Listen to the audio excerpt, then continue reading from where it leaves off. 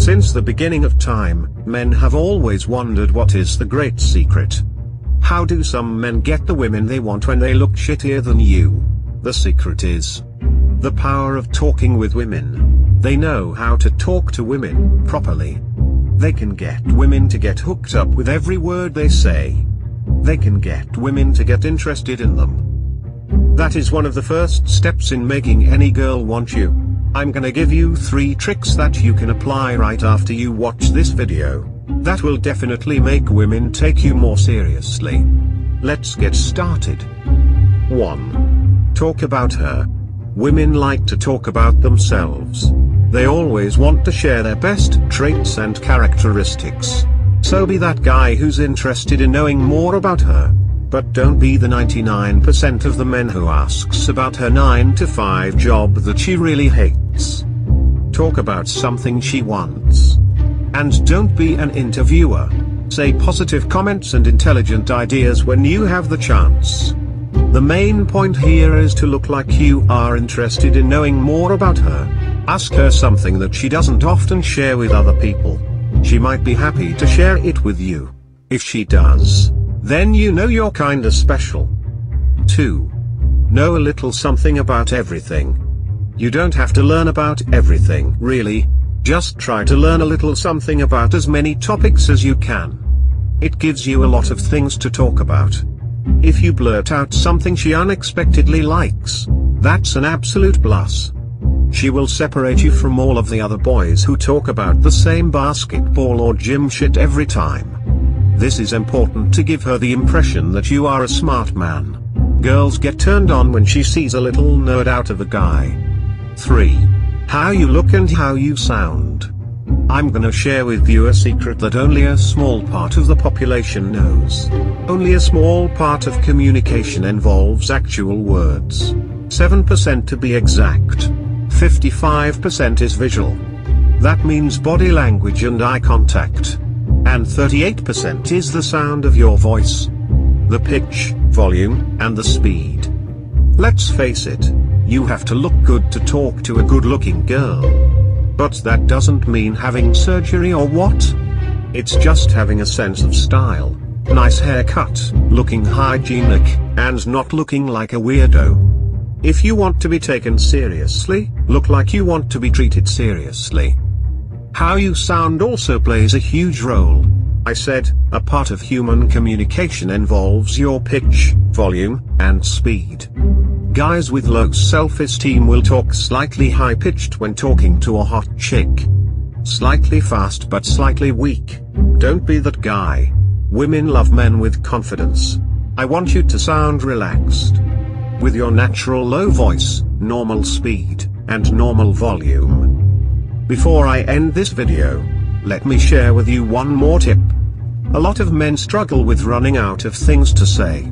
If you think you also struggle with that problem, this is the solution. Don't filter your words. Talk first, think later. When you think too much whether she will like what you're gonna say or not, you're gonna end up not saying anything at all. So talk now, and think about it later. She's gonna find it funny when you're saying random shit. Don't take it too seriously, she doesn't, so why will you? So, we're done with these tricks. What's next? I'm gonna share with you something a little more advanced. Only the experts use these, but they don't want to reveal it. It's one of the best ways to get laid or make a girl fall in love with you. It's called the honey trick. If you want a fast and simple method to get a girl horny, or get a girl considering dating you, you're gonna want to learn this little secret. One of my students uses this to get any stranger give him head whenever he wants it. This is very effective and I want you to learn it right now.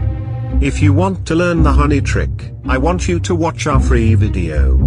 It's linked below in the description. Do you want to have a better sex life? Who doesn't? Don't miss this opportunity and click the link below now. Good luck, folks.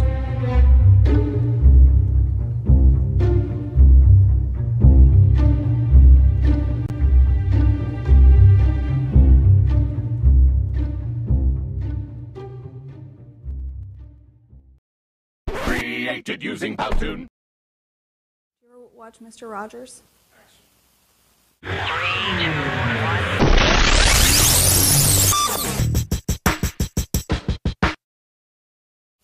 Hey guys, it's Emily, and you're watching Loves TV, the place to be if you're looking to meet and attract beautiful women.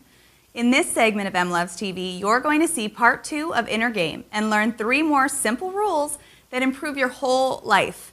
Why this is important for you. Women want guys that enjoy their life, have a good balance, and keep their friends and family close.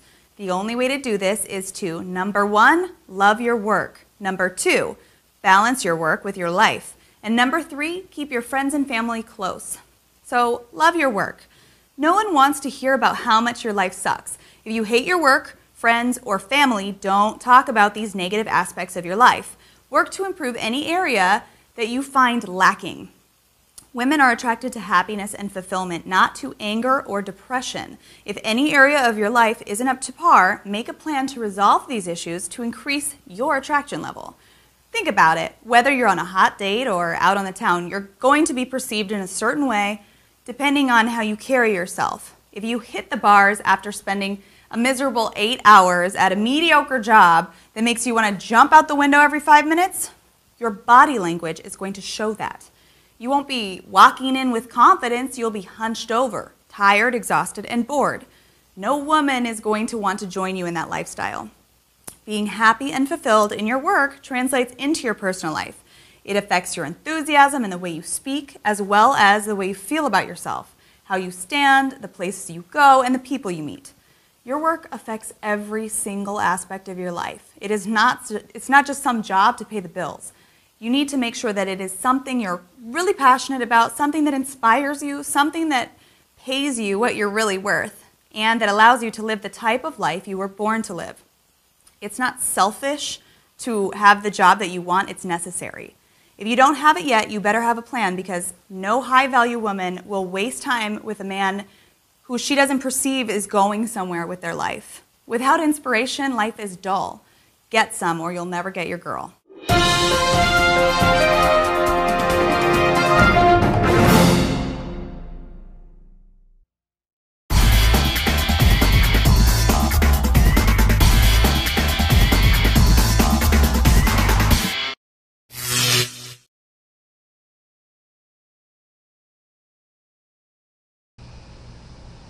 Hello, I'm Pete Gerlach. I've been a professional psychotherapist for 31 years.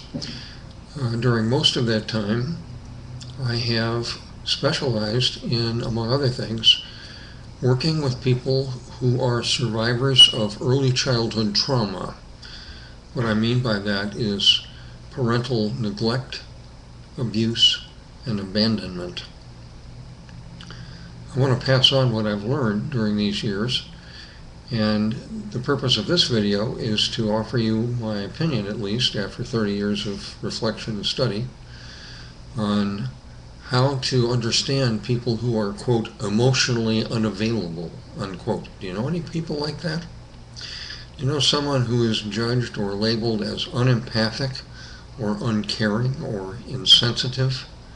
Somebody who avoids intimacy or doesn't know how to deal with it, or pretends intimacy but it's not genuine? Do you know anybody who's often or mostly, quote, in their head? It's very intellectual, has very little feeling content. Do you know anybody who has notably few friends, maybe a few acquaintances, but no real friends? You know the difference between friends and acquaintances. By any chance, do you have these symptoms? If so, I want to offer a compassionate explanation for what's underneath these symptoms. For while these are problems themselves, problem behaviors, they are not the real problem.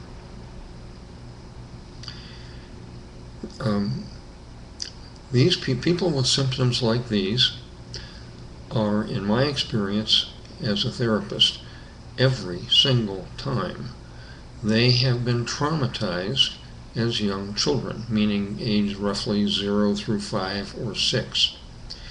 Often their own parents were psychologically wounded and one or both parents were, quote, unemotionally available themselves. Where that's true, that is a form of parental abandonment. The parents are not emotionally there to provide for their kids' needs. So people who have symptoms like these can be called grown wounded children, GWCs.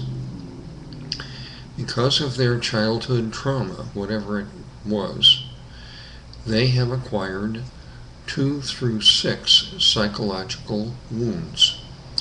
The first keystone wound is a fragmented personality, which causes a whole group of so-called subcells to develop, and their subcells, in order to survive, a growing child's subcells rule their lives. These subcells cause, without intention, up to 5 additional psychological wounds. Excessive shame, I'm a terrible, unlovable person. Excessive guilt, I break the rules and I do bad things all the time. Excessive reality distortions, including denial. Wounds? I don't have any wounds. That's your imagination. Difficulty trusting people or trusting people who are not trustworthy. They also have major or excessive fears. Fear of the unknown, fear of success, fear of failure, fear of fear. Grown wounded children have excessive shame, excessive guilt, excessive fears, excessive trust disorders, and excessive reality distortions. If they have all 5 of these wounds, they are apt to have a 6th wound, which explains why some people are, quote, emotionally unavailable. The 6th wound is an inability to bond. It's an inability to feel feelings in a normal way, to give and exchange love, to feel and exchange appropriate empathy, and often such people have to pretend what they don't feel because our society values being in touch with your feelings, able to give and receive love. In order to survive socially, such people either deny that they don't feel anything, or that they feel very little, or that they're afraid of intimacy, or they pretend to do those things and they come across as insincere, plastic, and phony. Does this make sense to you? It may or may not. I've been studying this for 19 years. I've seen it over and over and over again. So what? If you yourself have symptoms of being, quote, emotionally unavailable, if you have few friends or are in your head frequently or fear intimacy, don't comfortably share details about yourself with other people, you prefer solitude or isolation, or you have no primary relationship, I urge you, on your own behalf and on the sake of any children you may choose to have or care for, study Lesson 1 in my nonprofit educational website. It will tell you valuable information about psychological wounds, what causes them, where they come from, what they are, how to assess for them, and if you have them, what to do about them. You can also study the related YouTube videos to Lesson 1. There are quite a few of them. They will give you an essence of the same thing. Here's the link to those videos. If you know somebody who is, in your judgment, quote, emotionally unavailable, or numb, or over-intellectual, or uncaring, or insensitive, or in their head, or distant, or cold, if you know somebody like that, and you need to relate to them in some way, child or an adult, Here is an article that will offer you some practical options for trying to relate within limits to such a person. It starts with understanding their wounds, accepting them, and holding an attitude of compassion and respect for them, not scorn, not hurt, not anger, because they didn't ask for these wounds, they don't know about them, they don't know what to do about them. So, my point here to sum up, if you yourself you are or have been labeled as being unresponsive and emotionally unavailable, you are probably a grown, wounded child through no fault of your own. You've inherited psychological wounds and ignorance from your parents, who also inherited these from their ancestors. If you know somebody like that, they are probably a grown, wounded child. You have options in either one of these cases. I hope you'll follow up on them and expand your awareness. Thanks for watching.